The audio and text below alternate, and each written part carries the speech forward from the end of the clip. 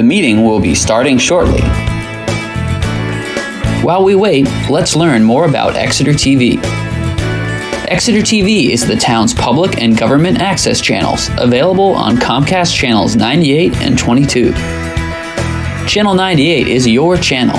If you have an idea for a program, want to host your own talk show, or submit a film, we're here to get your content on television.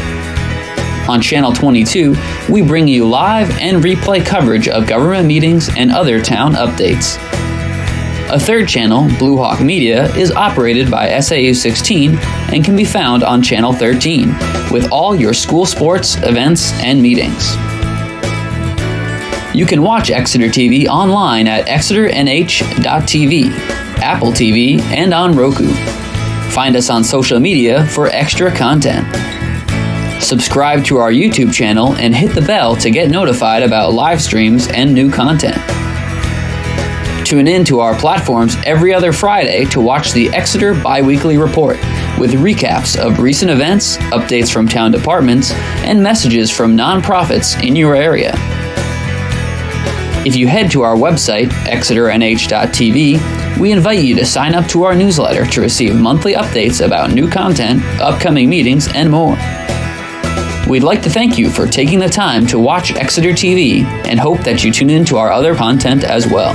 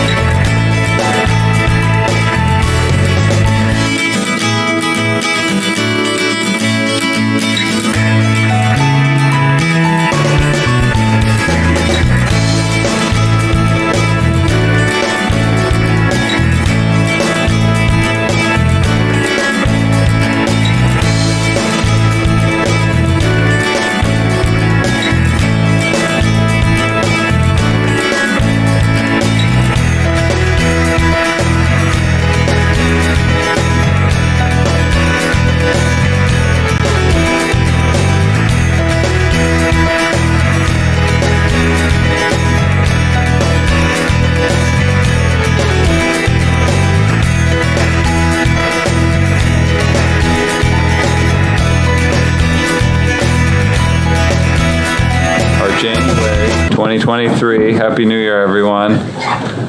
Conservation Commission meeting. Let's introduce our members. We'll go down the line. I'm Kyle Welch. Connor Madison. Andrew Koff. Trevor Matera. Dave Short. Kristen Murphy, Conservation and Sustainability Planner. And Nancy Belanger, Select Board Representative. All right. We are all that are in the room, so I assume there is no invisible person public comment to be had here. No. Okay. I'll take this seriously. We have a short meeting tonight. Thanks everyone for coming. Our first item is we're going to tell you a little bit about, we had a presentation for the Select Board last night regarding our $50,000 request for the Conservation Fund.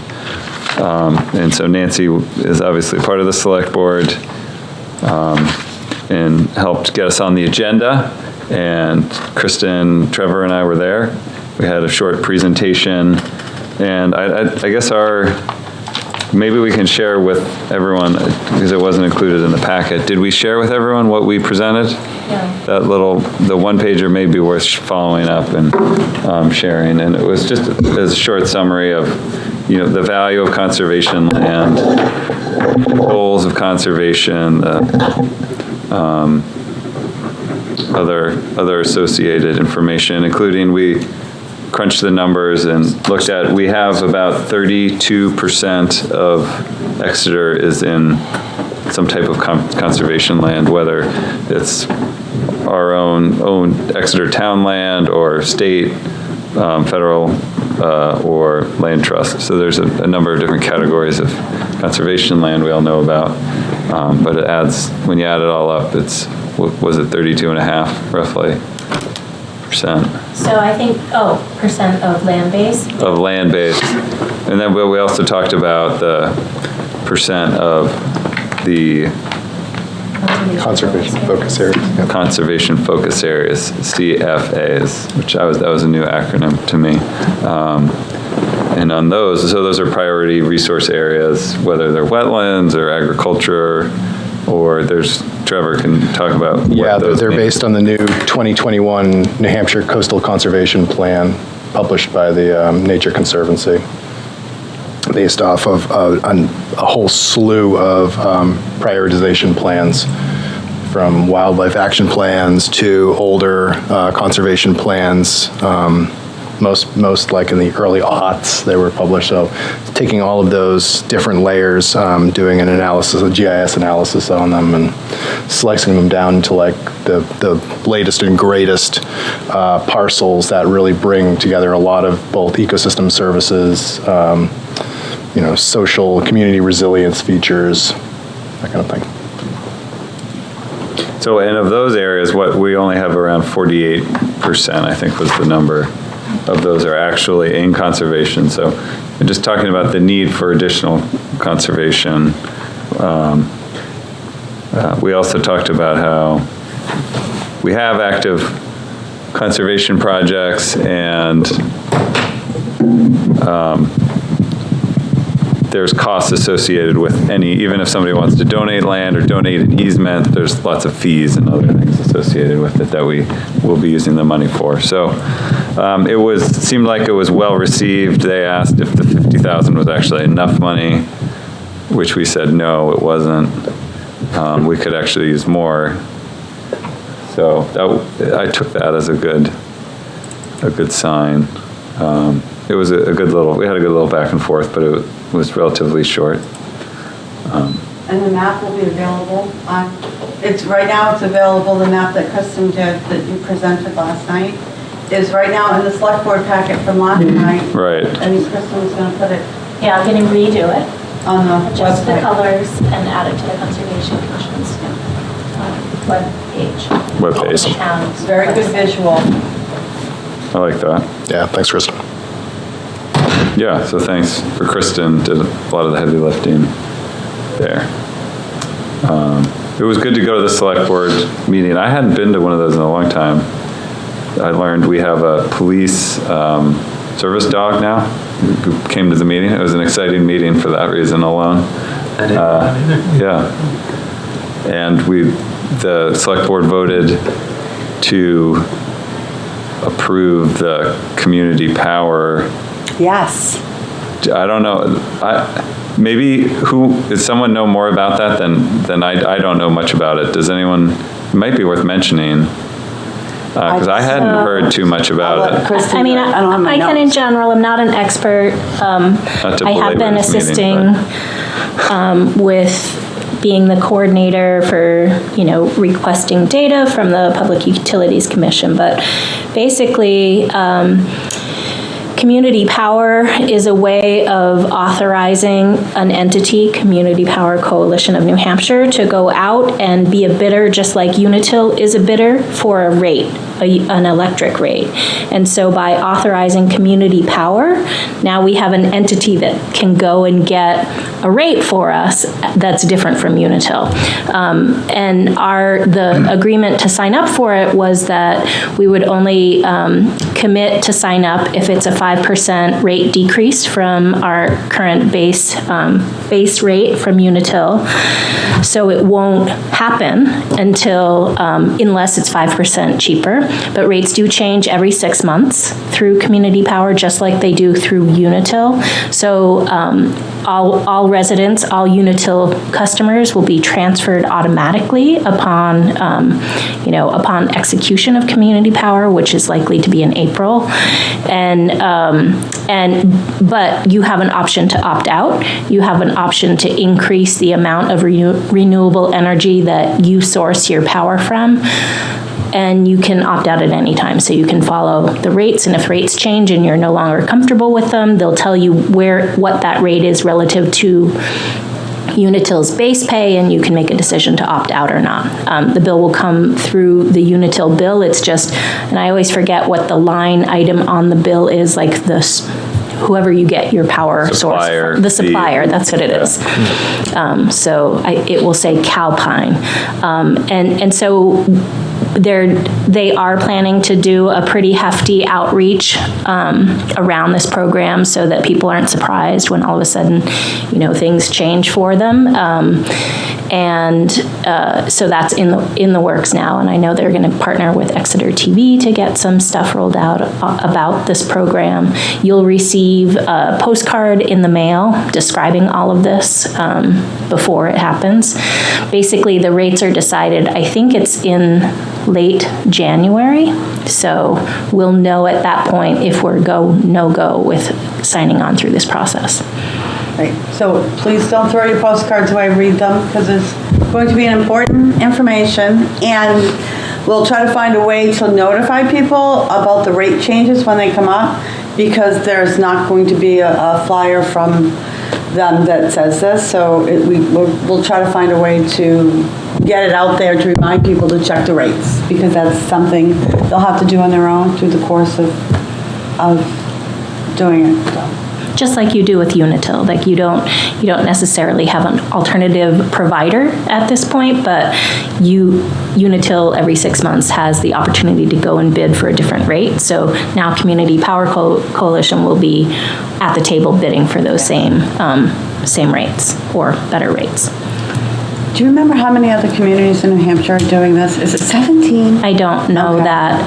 Exeter, though, is part of Wave 1 that has signed on to it, so we're really, thanks to Exeter's Community Power Volunteer Board, they have the amount of information to digest and become familiar with and then convey to others is significant. And so Cliff Sinnott and Lou Hitzrott, they're the chairs, but there are other members that I haven't attended all those meetings, so I don't know their names, but they're co-chairs of that committee.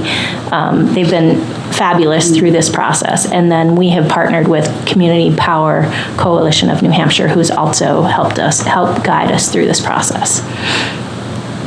There is a page on the town's website if you want to learn more, including a timeline of implementation and what those steps are. She hit it. The only question I'm not 100% positive is, does it come on a Unitil bill, or is it a different bill through I believe it comes Calpine? on Unitil. I'm not sure.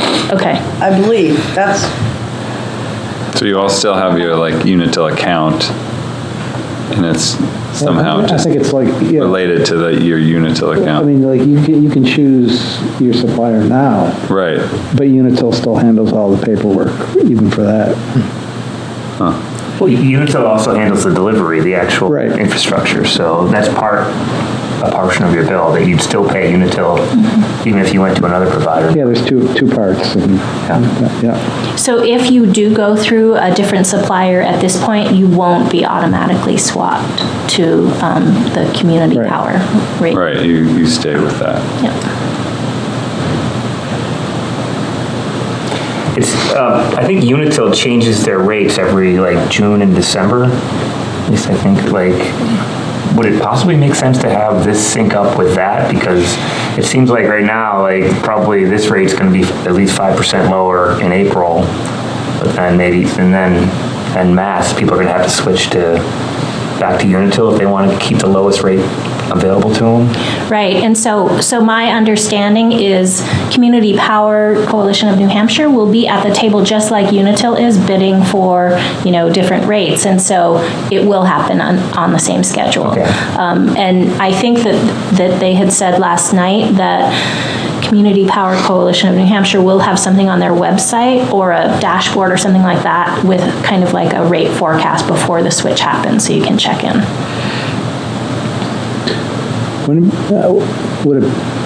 What percentage of people are on town water and sewer? I don't have that number in my head. Right, I any think there's idea? a third, if I'm remembering correctly, there's about a third of the town that still has their own water well and septic. I was just thinking means of communication, and the water and sewer bills come out quarterly, and that seemed, if that could hit a sufficient number of people. There is a whole list of steps that they had itemized. I just read the email today, and I do believe sending out, although these are target ways to, or a brainstorm of ways to outreach, and I don't know which ones will be implemented, but that was on there. Yeah, so this won't be a town thing, though. It's like Unitil. We don't send Unitil flyers out with anything to do with the town. Right. Right. So we wouldn't be doing this with this project either. this Just program. before the initial. Well, the Yeah, town- the just town's before the spearheading it, initial though. So for at least the initial go We around. signed For a the initial contract to switch. participate, so that people in town can participate. Yeah. But it's a great way to start sourcing the predominance of your electricity from renewable resources. It's really a tremendous move and empowers you as the electricity user to make those choices. So you can opt in at whatever that base portion of renewable energy is, or there's other tiers that you say you are okay with paying a bit higher rate, you can opt in for a higher tier and get more of your utilities or power source through renewable energy. And that's about all I know about it. You did Yeah, really well. that's great. Any more? That's great. So that's exciting. Yeah, it seemed worth talking about here as it relates. Thanks for that update. Was there anything else before we move on to the different committee reports? Thank you. Property management, maybe we talk a little bit about Rains. Sure. So there were two things I wanted to bring up from Rains. We did execute the contract with Stephen Bedard. He's started, I think, plans to move very soon. Part of the clapboards was purchased because there was worry that prices would fluctuate again, and so he did those, and he needs to prep them, get them pre-primed, and so once that happens, they'll be moving into the barn. So that's really exciting. I think that we'll be ready to move as soon as the spring hits to, really start construction. I talked to Doug Eastman about a building permit. We still have a final step with LCHIP in terms of getting Department of Historic Resources signed off on our modified scope because we can't do the full scope. And they're working on approving that, and I hope to hear soon I hope to get their approval. I got kind of like conditional approval or something like that, but they called it something else. So that's great. We're moving forward with that project. And then the other thing I wanted to mention, I did check the barn out after the storms that we had, and there was some damage. We call it the silo connector room, but the small room that's between the silo and the barn itself, the window collapsed inward. It's a pretty big window. So Public Works is going out, if they haven't yet, to put just plywood over that just to keep the elements out. And then there was another plexiglass window that blew in. I was shocked that blew inside, but it must have been quite a gust. So, but beyond that, everything else was good. I think I saw a truck down there Oh, okay. a few days ago. Yep, So, could be, yeah. could be.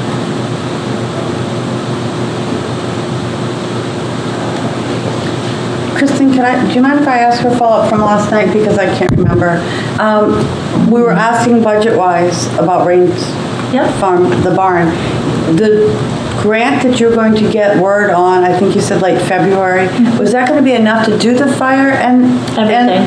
Okay. Yeah, everything that we proposed as a project. The hometown grant through T-Mobile, if we're awarded, it provides enough funding to get everything that we originally proposed. It's almost like a wash. It's kind of exciting that we could recoup it potentially, and it didn't require a match, and so as long as we get it, we're in great shape. And if we're not, we're still addressing everything that's structural.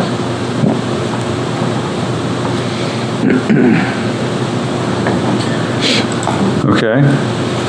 Any other property-related things? Trails? It's been muddy out there. Yeah, there's been This cold weather's... pretty concerted effort to, and Kyle's seen it too, to encourage people to stay off the trails like this past week, because things just turned to muck with the warm weather and the rain we got.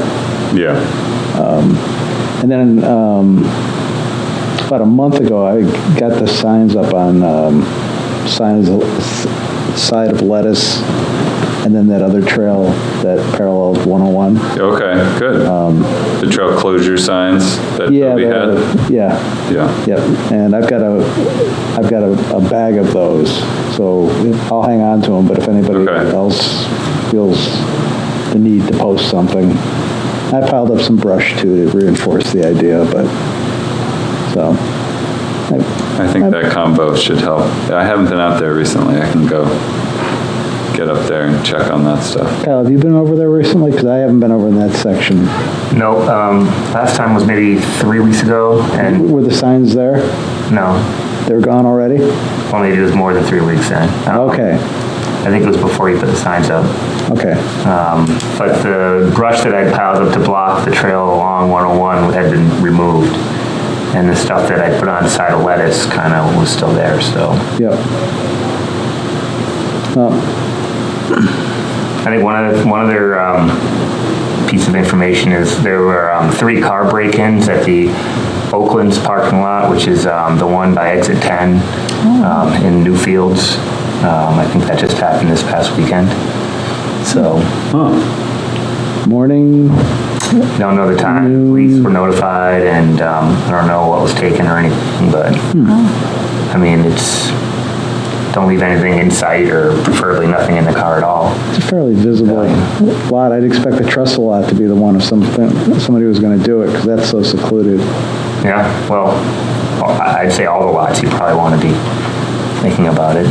Yeah.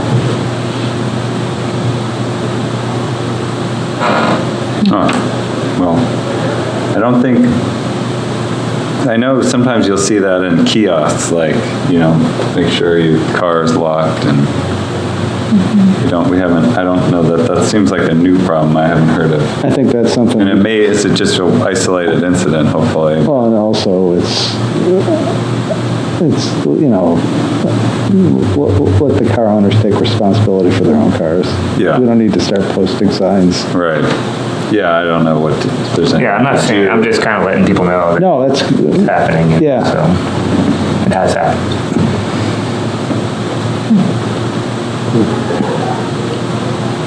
Up in the White Mountains, people take your catalytic converter.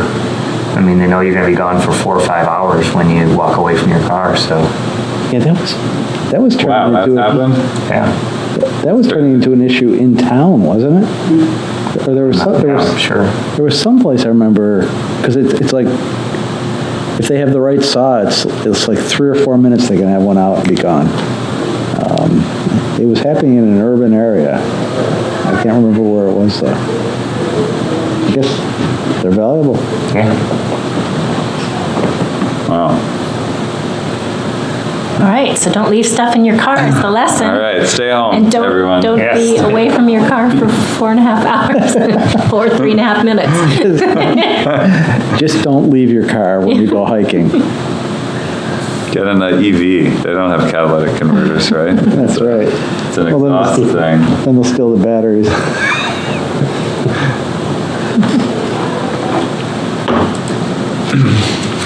Okay. Well, hopefully, tonight it's supposed to be cold. Hopefully that'll freeze the ground up pretty good. Yeah, well, the ground's okay now. Yeah. It, one thing. Still a little squishy, but Well, one thing it did was it took out it took out most of the frost, so the ground started perking again. yeah. So, because I was out in the woods yesterday, and it was pretty firm, Yeah. It wasn't bad. Well, good. Let's hope it stays that way. But the groundwater is definitely getting recharged. Yes, Because which is they're- very good. There's areas that are puddling now that it's been years since I've seen them puddle. Like on the telephone line over in Newfields. There's this one dip that has a trail that reroutes around it that hasn't needed to be used for quite a while. And that thing is very full right now. And it's, at least for myself, it's been years since I've seen water in that thing. Yeah, there is high water table right now, which is good. Yeah. Rivers are flowing. So it could change, but right now I think we're supposed to have quite a bit of a rainfall for Friday, so Yeah, there's another one coming. yeah, Yep. so that might Get the aquifers up, that's okay. be the trails. Yep, without a snowpack to replenish it in the spring, take what we can get. Yeah.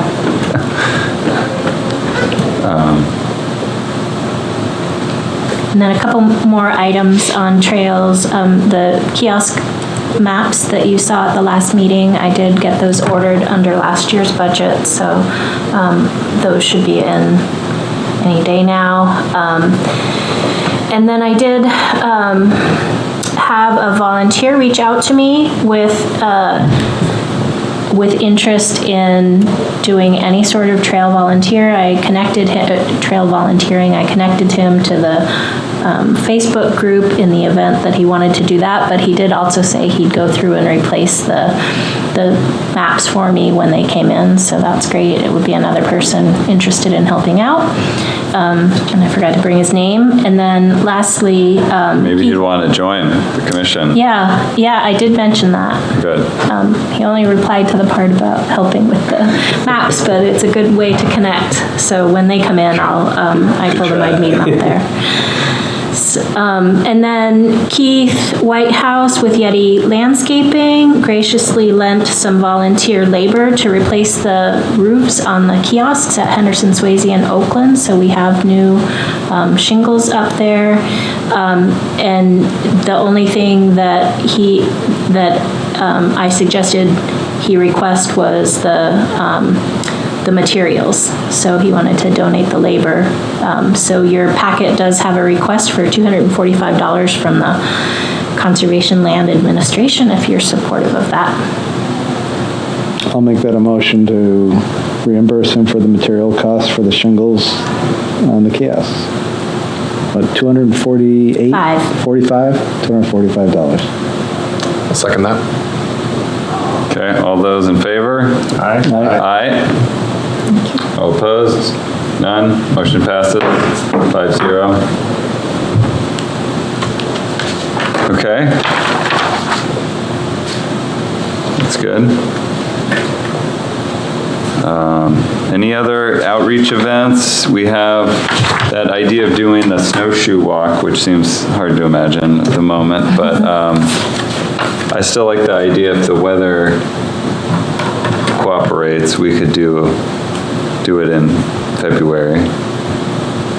But maybe we just kind of keep that in our minds that we'll try and act on something if the opportunity. Well, I think if we get a big storm, I'm gonna just email Kristen and say, hey, I'm gonna go snowshoeing this Friday at 3 o'clock. If anybody wants to meet up with me, this is where I'll be. I will point out that in 2016, we had no snow on January 28th. And then we got like a 18-inch storm every 3 days for like the next 3 weeks. Oh, yeah. I mean, it was more snow than I've ever seen. Right.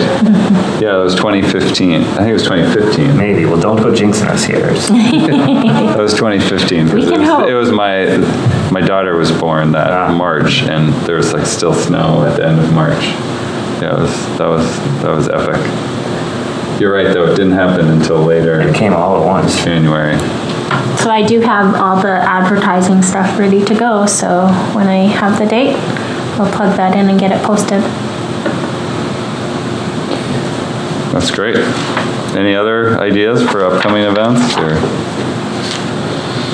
don't have anything? I mean, if we do have snow, I think open barn days, unless he has materials in the barn that make it impossible to, open the barn up for snow play and cocoa, I think we should do that again. That seemed to bring some people out, so that could be another winter activity. Okay. Yeah, let's hope for that.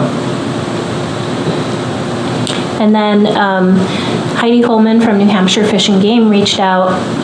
She has a New Hampshire butterfly program that she's wanting. It's a citizen or a community science project where she wants to train people up to monitor butterfly populations. And so she was seeking for 2 communities to host 4 workshops, and so we're going to host 2 of them alongside with Kingston. And so I don't have the exact dates, we're still working it out, but it's January, February, March, and April.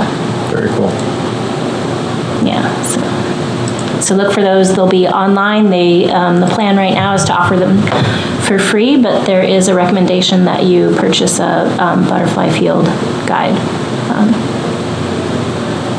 But it should be a really cool project for statewide monitoring butterfly population. That's neat. Yeah. Cool.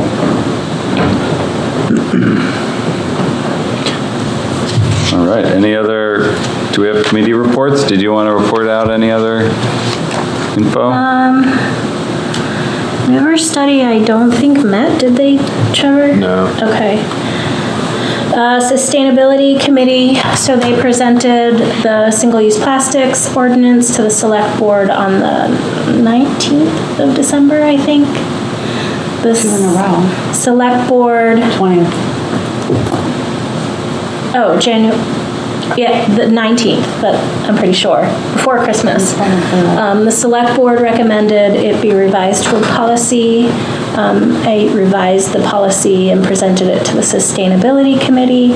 It sounds like they still want to meet again with the select board in hopes that they'll change their mind for an ordinance, so that's where that stands. Energy Committee had some speakers out from I think it was the National Building Institute, and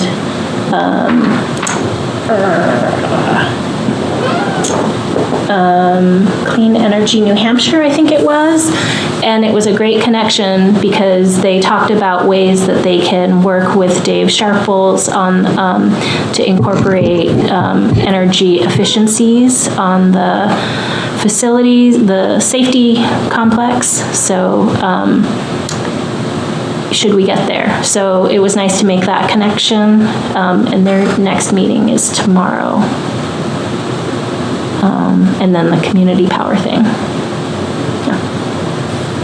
What about the zoning meeting that happened last week? I wasn't able to attend that, and I didn't get to have the wherewithal to watch the video. The video's not available yet, at least it wasn't this Okay, afternoon. all right. But it will be. Bob thought it would be ready today, Bob Glowacki. Yeah. So I'm hoping for tomorrow. I'm keeping my eye out. It was a great Q&A. I was there. So for the first hour, it was presented just like it has been to the planning board. But then there was a Q&A part of it. And then there was a walkthrough in the back where people could sit down with the maps, the overlay maps, and look at their own property and see how, if it would affect their own property or whatever. I mean, there were about 19 people in attendance, without adding the planning board members who were there and things like that. So, but it was a good back and forth. And that will be in front of the planning board again this Thursday and the following Thursday for the public hearing. So last Thursday was... Because it's an actual zoning ordinance amendment, Yes. so that has to go before twice, or, So it's the first public hearing for the planning board this Thursday, and the planning board ultimately decides if they want to recommend a zoning amendment to go forward to the warrant. And so that's what this Thursday's meeting will be about. And And the the next following, one, and the if 2 necessary. weeks after. Yeah. The one this past Thursday was more just a public forum. okay. But so the consultant did create a really cool site that you can go to, and you can zoom in onto any property, and you click current zoning and future zoning and kind of see how the zoning changes could affect your property.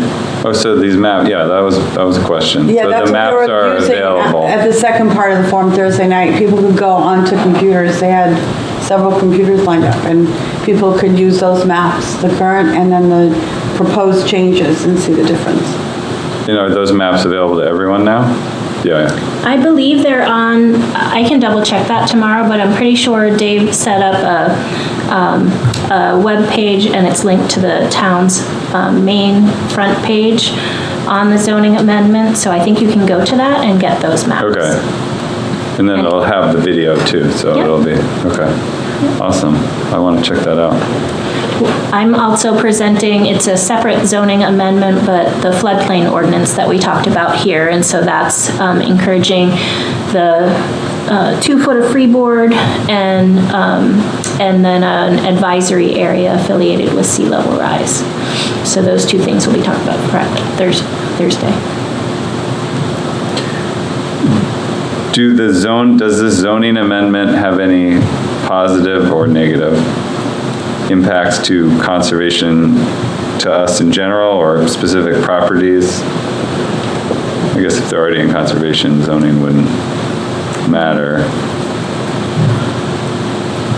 So I am not as familiar with the language that's being proposed, but I know the intent behind it is to incentivize development where we have facilities and resources. So where we have water and where we have sewer, rather than, further out in town. But I don't know setbacks and things like that, and how those things are changing or not changing.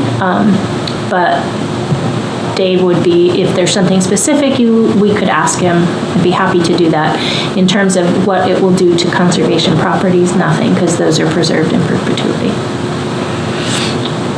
But I don't know if there's changes to, for example, the open space regulations, which the Conservation Commission does have a role to play. There's a density bonus if, I can look at that. Speaking of, the flooding issue, or the flood maps, Yeah. has there ever been any discussion about what's going to need to be done for Swayze someday to protect that? Any discussion? Not really. That you've Not ever like heard? a seawall or natural. Well, it's going to need something. I mean, what was it, 2 weeks ago maybe? 3 weeks? Or whenever we had that heavy rain in the king tide at the same time. Just before Christmas. The picture that was on the community page didn't do it justice for how high it was. I mean, almost in its entirety, it was flooded. Right. Yeah, there's the bench on the hill above Summer Street or Spring. Yeah. Sidewalk there. Yeah.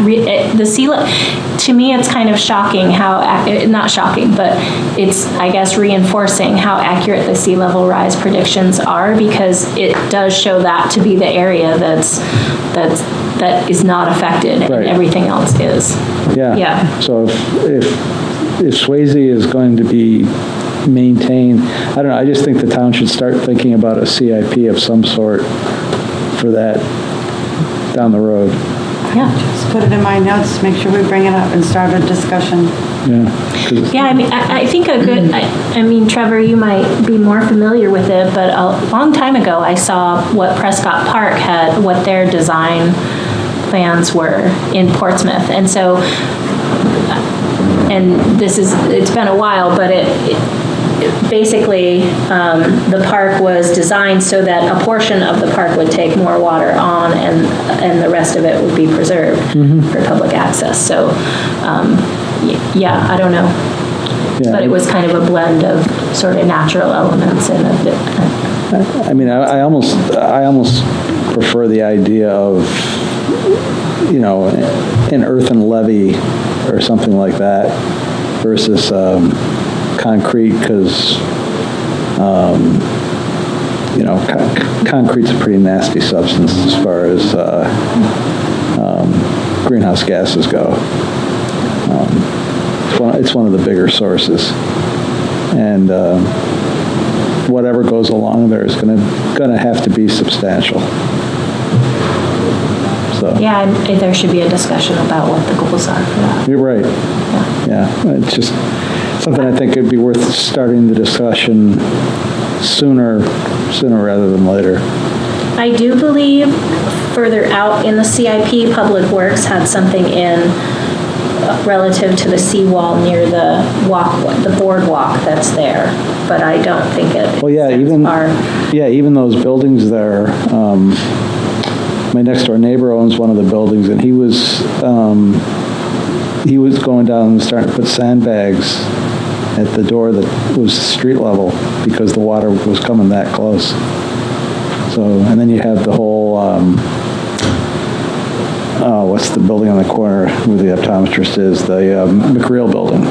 That parking lot, I didn't look, but I'll bet you that parking lot was completely flooded. I got some pictures. It was, That was water was all the way up to the divider between the two sections of parking. Yeah. Okay, yeah, I figured it would be. Wow. So, And that was some mix of river flows and high tide. yep. Yeah, so there's actually, and it's a good segue into the New Hampshire Coastal Adaptation Work Group's holding their King Tide photo contest at the end of this month, January 21st through the 24th. You can submit photos. You can go over to nhcaw.org and check that out. But yeah, 2 astronomical high tides, one just before Christmas and one coming up the end of this month too. So it just happened to coincide with like this just large precipitation event. So yeah, high tide hit the freshwater surge. One was pushing in, one was pushing out. I mean, they just come right together, Yeah. and they push it right into Swayze. Yeah. Yeah, it was something. And there's like a $50 prize, right? For photos? I think it was a prize, yeah. Yeah. Got So my get out photo. there and take your pictures. We're actually talking about going out to a couple of sites on the 21st, so at 1:30. Thanks. -ish. Yeah. So, yeah.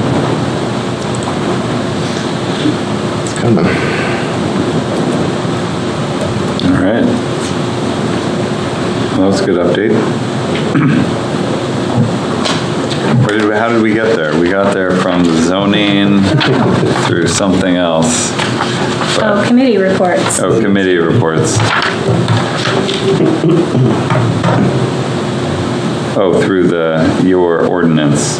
Okay, I'm there. Anything else so we'll look for that video, zoning video and the maps. I want to take a look at that again. Anything else from the tree committee? We haven't heard from them recently.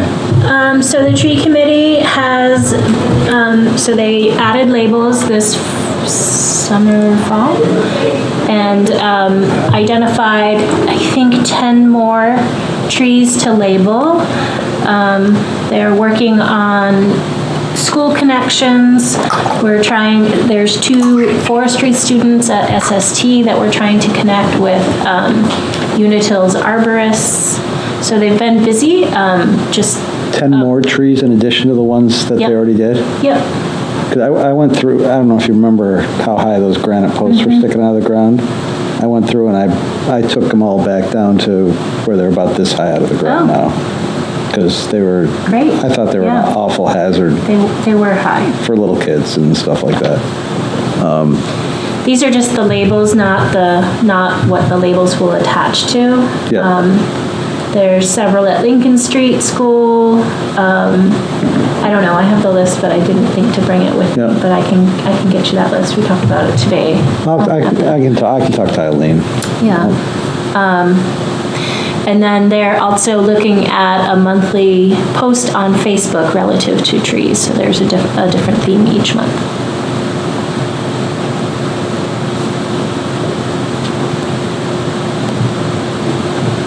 Yeah, and I think we took,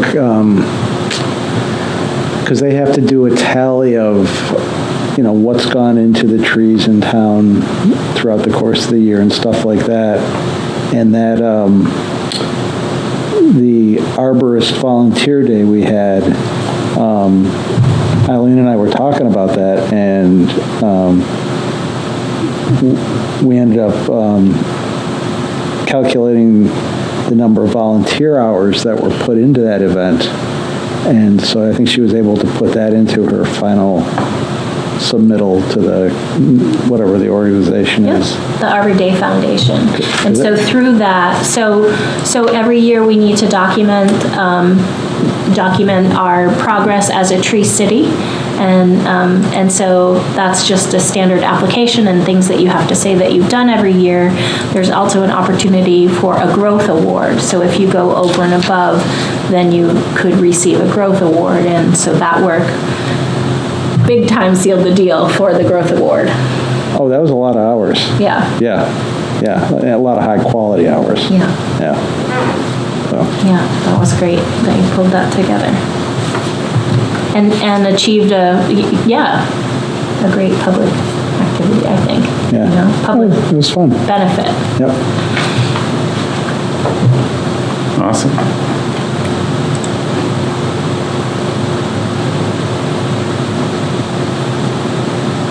So I neglected in your, oh no, that's later. I forgot the Minutes. minutes. Yeah, I apologize for that. But we'll just do that next month. Okay. Correspondence, we were going to talk about some email back and forth we've had with Mr. Grissett about the new conservation property, the Grissett Mendez parcel. We included the email in our packet, including a picture.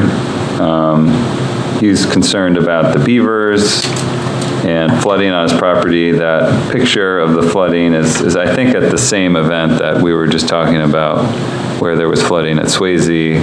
There was a large, heavy rainstorm that caused flooding everywhere.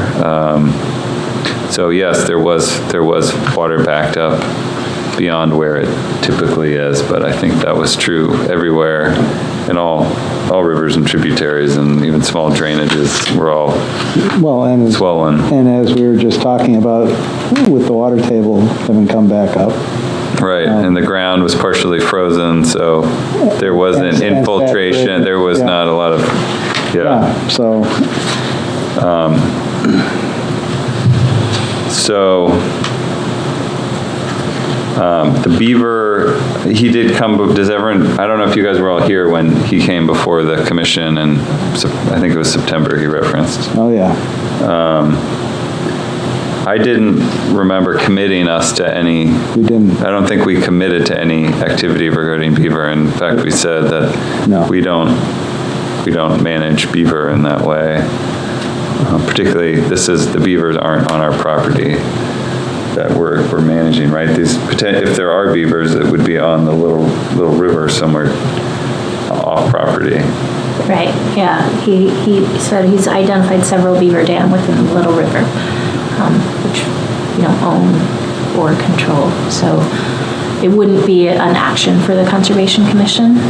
But I think his point was the Conservation Commission has expressed concerns about, about beaver dam removal on conservation land. And so I think it was said pretty clearly that any policy regarding beaver dam removal is a select board decision, not a Conservation Commission decision. So, and I haven't seen anything on this. At the select board level, are we expecting something at the select board level about this? I don't know if he intends to submit something. Okay, so I wasn't sure where this was going to supposedly come Yeah, from. I don't Okay. know.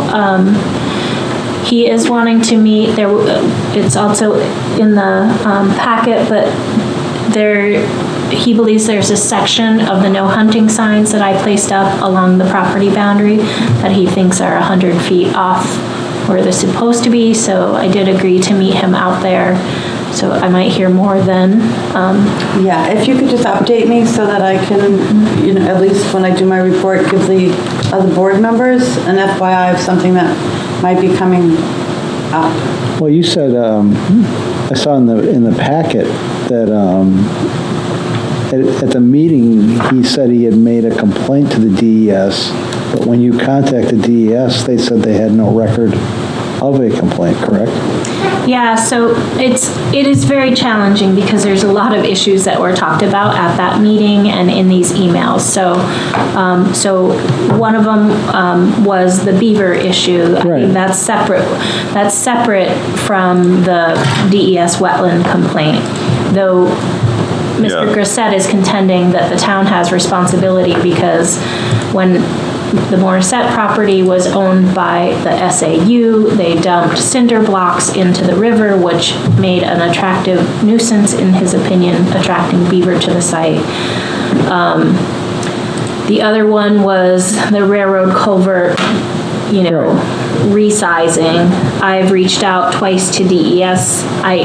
So the first time they said they hadn't received a complaint. I did forward what Brian sent me, and Trevor, it may have been you, or Connor, maybe you, someone at the meeting brought up, you can see clearly what the former culvert looked like versus now. And so I shared, the reference number for the culvert, but have not heard back. I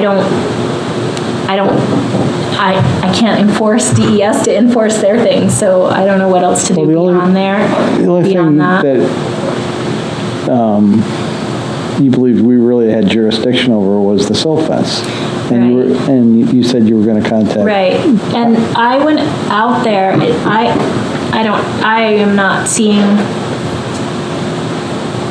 I'm not seeing a barrier left out there that, and if there is, it's so buried that I think removing it right now would cause a bigger problem, but Yeah. I don't know. I don't know where to take action. I'm not really seeing a place for me to take action. Well, maybe he's got to point out where the silt fence is that he's talking about, Yeah. right? Take a picture of it or something. So we're going to go out. I'm going to go with Kristen. We'll meet with Mr. Grissett sometime, hopefully, the next few weeks, maybe even next week. We're going to figure out a date. We are. Okay. I don't think we need to respond. I think you did a very good job responding to his email, so thank you for that. And at this point, I don't see us doing anything else. don't know if anyone else has any other thoughts on this. Nope. Should we, I guess I'll talk to him. Will talk in person. We don't need to have a written response, but he was inquiring about our response, so we will make that clear. You can convey the sentiments very well. Okay. All right, so that's, any other correspondence? No. Okay, just a few other businessy things before we wrap up that just in my head. I mentioned to folks, and I'll just mention it here again, I think I sent you guys an email. There's an event tomorrow night I'm participating in, this private well workshop. There's free water quality testing for people who come to this event, 6 o'clock tomorrow at the high school. It's for people in Exeter and Northampton who are on their own wells or live at you don't actually need, it's labeled slightly wrong. It says well owners. You don't actually need to be the owner. If you are a renter or live at a property that is served, their water source is a well, private well, and then you can come and pick up a bottle set and get your water tested for free. And it includes the standard analysis and PFAS, which is like a $400 value if you were going to pay a private lab to do it. And so it's a really good deal because that has never been offered before, period. So it should be a good event. I think right now we have about 95 different houses signed up, but there's more space. If you know anyone who might be interested, they could email or just show up. But I don't think we'll turn anyone away. So that's going to be a good event. I'm not doing it. I'm doing it through work at DES, but also be able to talk as an Exeter resident here. So it's a good confluence of things here for me. So I'm happy to be part of that. They are going to do one in Stratham, I think, I don't know the exact date. I think it's later in the spring. So it's going through a bunch of different seacoast towns. Has Northampton had PFAS issues yet? Northampton, I think Exeter and Northampton are grouped together because both of the towns are served by public water, but they're then these weird little pockets of private wells. Northampton has some PFAS. Near the fire station? The fire station is Stratham's issue. Well, I've got MBTE and PFAS on 4 of my wells. Okay, at the nursery. At the nursery, yeah. Yeah, in the house. Yeah, no, I hit the jackpot on those. But, anybody in the vicinity of most fire stations that has wells yes, are going to have an issue, so sooner or later. Yes. The foam, it's the firefighting foams. There's a release at the Stratham Fire Department. Well, they used to train and they bring in junk cars, right, burn them, and practice putting them out. Yeah. And they used to do that down at Public Works too in Stratham. They would have that. So well, it's like what happened. Pease has had the same issue. Pease is the same issue, and actually at the Rockingham County Complex in Brentwood, there's another area. Well, people just didn't know better at the time. Yes, right. So. Yeah, no, Exeter doesn't. There's other PFAS issues in Northampton with Coakley landfill and then a car wash, but Exeter's overall, from the testing that's been done so far. Coakley, testing has been pretty good with some expected detections, not in private wells, but in monitoring wells near the wastewater treatment facility, because it's in our wastewater, because it's in our houses and businesses, so it ends up in the wastewater. But this is a whole nother topic that I could talk about for a while that I don't think we really want to hear about tonight. I don't think we're really going to get into it tomorrow night either, so we just don't have time. But I can certainly send people, there's a lot of maps and things that are available, and I think we will post the presentation. I don't know if it's going to be recorded, but the slide deck should go out at some point. So that's tomorrow night, looking forward to that. And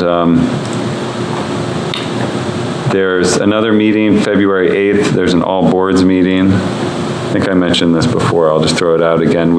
Nancy's gonna get us the agenda, or someone's gonna get us an agenda, but it's, I think it's around 6 o'clock, February 8th, an all boards meeting, so we're all invited. I'll try and go. It's before our next meeting, which is the 14th.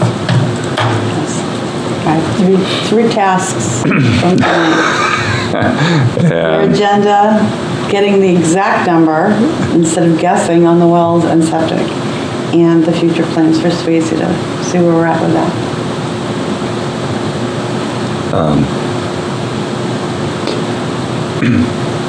So we have the all boards meeting, and then the last thing we heard today, and hopefully Allison will come in the next few meetings, but Allison informed us today that she's not going to renew in April because she has a lot going on. So that's sad. She's got other things going on, which makes total sense that she's been kind of overcommitted. So hopefully Allison, we can have a few more meetings with her in the next few months. But it also reminds us that we also have 2 vacancies anyway, so if anyone's out there listening to this, you would be a great candidate to join our commission. Hope you can apply, or if you guys know anyone.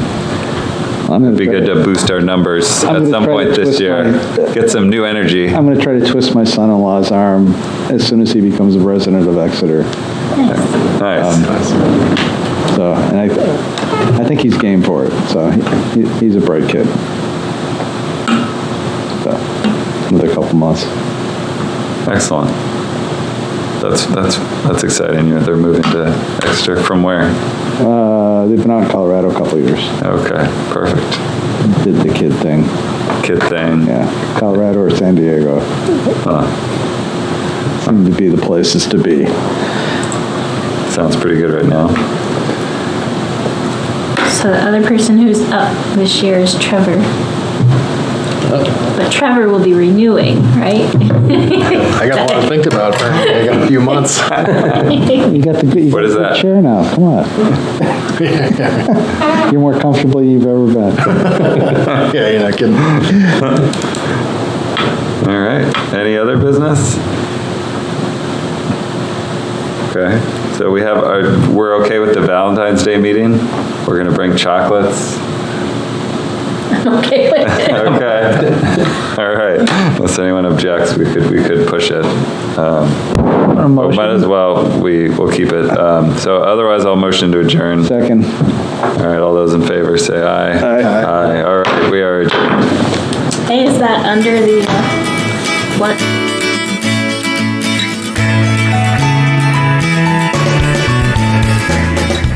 Thank you for tuning in to Exeter TV. Exeter TV is the town's public and government access channels, available on Comcast channels 98 and 22. Channel 98 is your channel. If you have an idea for a program, want to host your own talk show, or submit a film, we're here to get your content on television. On Channel 22, we bring you live and replay coverage of government meetings and other town updates. A third channel, Blue Hawk Media, is operated by SAU 16 and can be found on Channel 13, with all your school sports, events, and meetings. You can watch Exeter TV online at exeternh.tv, Apple TV, and on Roku. Find us on social media for extra content. Subscribe to our YouTube channel and hit the bell to get notified about live streams and new content. Tune in to our platforms every other Friday to watch the Exeter Biweekly Report, with recaps of recent events, updates from town departments, and messages from nonprofits in your area. If you head to our website, exeternh.tv, we invite you to sign up to our newsletter to receive monthly updates about new content, upcoming meetings, and more. We'd like to thank you for taking the time to watch Exeter TV and hope that you tune in to our other content as well.